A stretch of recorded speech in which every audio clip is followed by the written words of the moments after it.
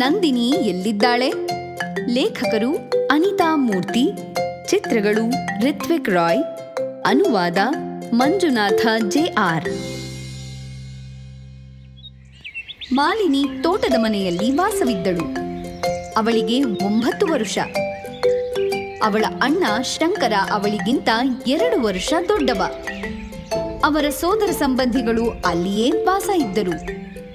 ಗಣೇಶ ಮಾಲಿನಿಗಿಂತ 3 ವರ್ಷ ಚಿಕ್ಕವ. 4 ವರ್ಷದ ನಂದಿನಿ ಎಲ್ಲರಿಗಿಂತ ಕಿರಿಯಳು. ಒಂದು ದಿನ ಮಾಲಿನಿಯ ಅಮ್ಮ ಹಸುಗಳನ್ನು ಮೇಯಲು ಕರೆದುಕೊಂಡು ಹೋಗಲು ಹೇಳಿದರು.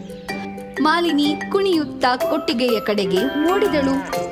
ಅವಳಿಗೆ ತಾನೇನೋ ದೊಡ್ಡ ಕೆಲಸ ಮಾಡುತ್ತಿದ್ದೇನೆ ಎನಿಸಿತ್ತು.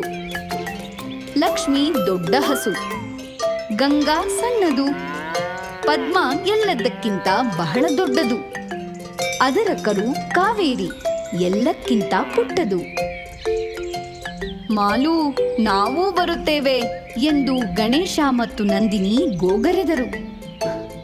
ಎಲ್ಲರೂ ನನ್ನ ಜೊತೆಗೇ ಇರಬೇಕು, ಆಚೆ ಈಚೆ ಓಡಬಾರ್ದು. ಇವತ್ತು ಎಲ್ಲರೂ ನಾನು ಹೇಳಿದಂತೆ ಕೇಳಬೇಕು ಎಂದು ಮಾಲಿನಿ ಎಚ್ಚರಿಸಿದಳು. ಮಾಲಿನಿ ಹಸುಗಳನ್ನು ಬಯಲಿಗೆ ಕರೆದುಕೊಂಡು ಹೋದಳು. ಅವುಗಳನ್ನೇ ಗಮನಿಸುತ್ತಿದ್ದಳು. ಆಹಾ, ನೋಡು ಎಷ್ಟು ಚಂದದ ಹೂಗಳು ಎಂದಳು ನಂದಿನಿ. ನಾನು ಒಂದು ಹಾರ ಮಾಡುತ್ತೇನೆ, ನಾನೂ ಹಾರ ಮಾಡುತ್ತೇನೆ ಎಂದ ಗಣೇಶ. ಇಬ್ಬರು ಮಕ್ಕಳು ಅಲ್ಲಿಂದ ಓಡಿದರು. ಹಸುಗಳು ನಿಧಾನವಾಗಿ ಮೇಯುತ್ತಿದ್ದವು. ತಂಗಾಳಿ ಬೀಸುತ್ತಿತ್ತು. ಸ್ವಲ್ಪ ಸಮಯ ಕಳೆಯಿತು. ಗಣೇಶ ಮತ್ತು ನಂದಿನಿಯನ್ನು ಹುಡುಕಿಕೊಂಡು ಶಂಕರ ಬಂದ. ಮಾಲಿನಿ ಇಬ್ಬರನ್ನೂ ಕೂಗಿದಳು. ಗಣೇಶ ಓಡಿ ಬಂದ. ಆದರೆ ನಂದಿನಿಯಲ್ಲಿ ಎಲ್ಲೂ ಕಾಣುತ್ತಿಲ್ಲ.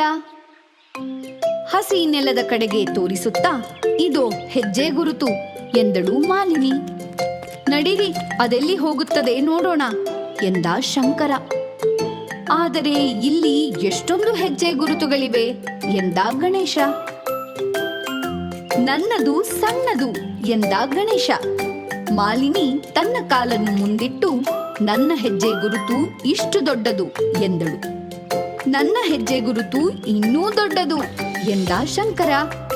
ನಂದಿನಿಯ ಹೆಜ್ಜೆ ಗುರುತು ನಿನ್ನದಕ್ಕಿಂತ ಪುಟ್ಟದು ಅಲ್ವಾ ಗಣೇಶ?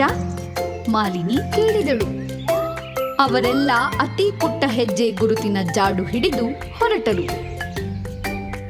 ಅದೋ ಅಲ್ಲಿದ್ದಾಳೆ, ಹುಲ್ಲಿನ ಮೇಲೆ ಮಲಗಿದ್ದಾಳೆ. ಗಣೇಶ ಅವಳನ್ನು ಏಳಿಸಲು ಕಚಗುಳಿ ಇಟ್ಟ. ನಂದಿನಿ ಬೆದರಿ ಎದ್ದಳು. ಅದನ್ನು ನೋಡಿ ಶಂಕರ ಮುಗುಳು ನಕ್ಕ. ಮಾಲಿನಿ ಹಲ್ಲು ಕಿರಿದಳು. ಗಣೇಶ ಜೋರಾಗಿ ನಗತೊಡಗಿದ. ನಂದಿನಿ ಎಲ್ಲರಿಗಿಂತಲೂ ಜೋರಾಗಿ ನಗತೊಡಗಿದಳು.